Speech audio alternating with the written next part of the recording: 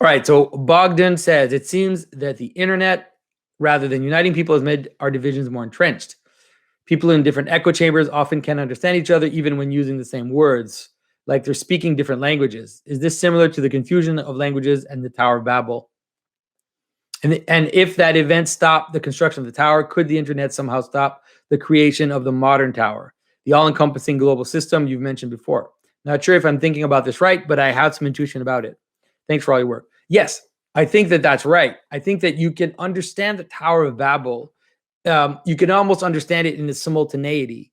We obviously it's a story, so you have to understand it in a sequence of events where the builders make the tower, and then God confounds their languages, and then they don't understand each other. But you could understand it in the sense that it's in building the tower that their languages get confounded. And obviously, narratively, it'd be hard to say that. But now, like you said, right now we have an intuition of how that is absolutely the case.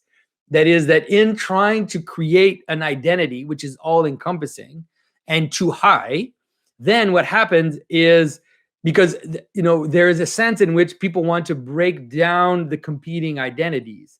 They want to remove intermediary identities, like church affiliation. COVID did a lot of that, right? Where they want to have just like one massive affiliation to this project.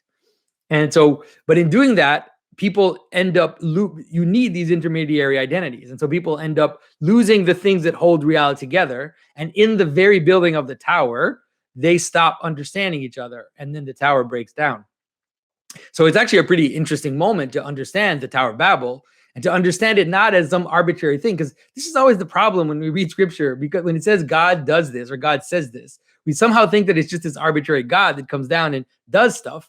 But that's not how it works. The will of God is manifesting the reality of the world. It's not separate. God is not separate from the world, kind of imposing some arbitrary will on it.